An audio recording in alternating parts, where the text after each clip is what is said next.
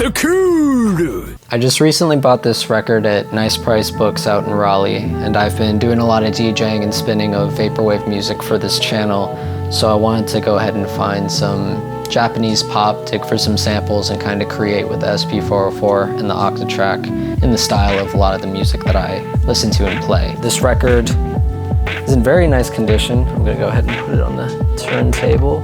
And came with a few things. We have a picture of the artist himself with his saxophone. All the credits here, and then the song names. It's most of what came inside. A lot of records don't have anything in there, so this is always kind of nice. The reason I got it is because I saw it was produced and arranged by George Duke. I'm a big fan of a lot of George Duke's harmonic ideas. A lot of the people that he's produced for in his past obviously has a really big career in general, very musical person. So found my Japanese pop, George Duke produced, Sadao Watanabe, front seat. Let's see if I can find anything in here. Let's go ahead and start the record, track 1.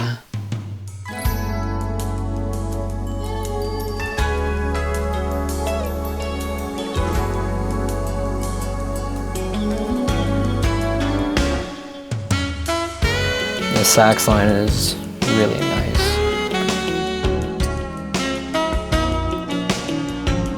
This is definitely the vibe that I want. I want to have like slowed down, well orchestrated, well arranged pop.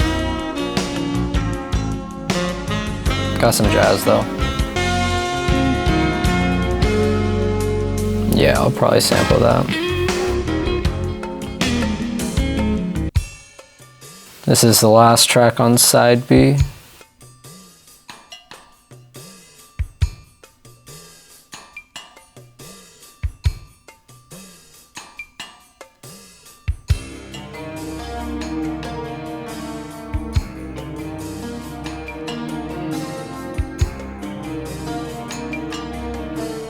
I think this is the sample I'm gonna use. I'm gonna take it back to the beginning one more time.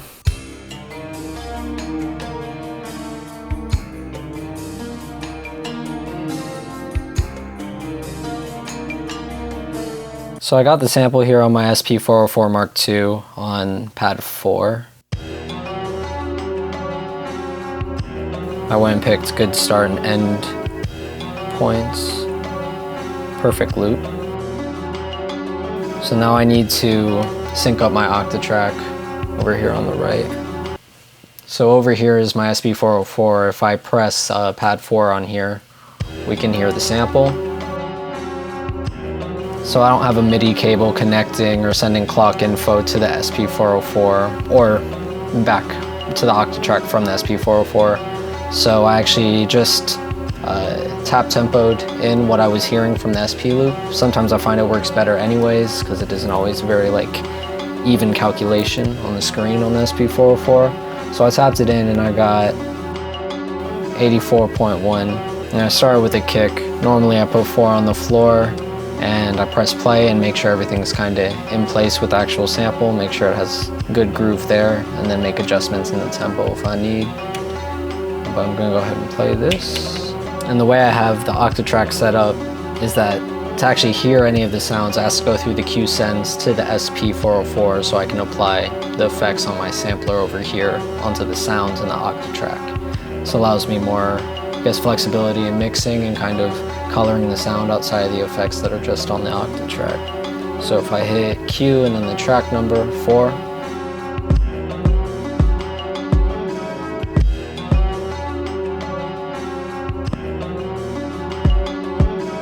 next track was a snare.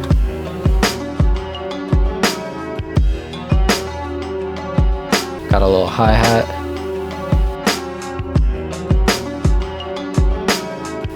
And then one more percussion. So once I have both of them playing at the same time, I'm gonna go ahead and try to do some mixing here on the SP. I got 2 different buses to apply some of the effects on. I'm gonna go ahead and start with Isolator. 3-band EQ. I normally start with my highs. Listen hard in the headphones. make sure it's right at the point that I like. I just want to hear a little bit of crisp on the high end. Then I bring in the lows. I don't want it to overwhelm what I've already placed. So right now I got the highs at plus 1.45 and the lows at minus 0.79. And then I'm going to slowly bring up the mids, make sure not too much of the center is lost.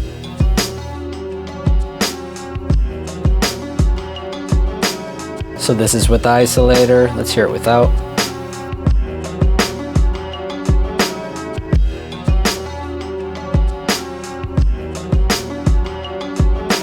I normally try to EQ before I do compression, so that's why I started with the isolator. I guess you could do either or if you'd rather get the compression first. I'm going to go ahead and throw on the compressor on bus 2. I normally start with a high ratio just so it's clear what's happening. Bring out the attack, bring down the sustain, then I slowly bring the sustain up.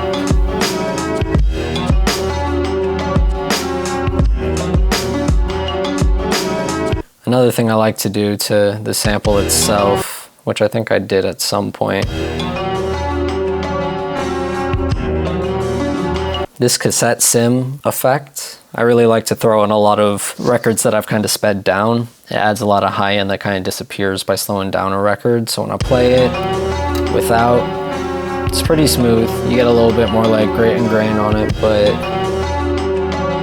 putting them all at 0, basically just having the effect on, gives it a little bit of high end that I like.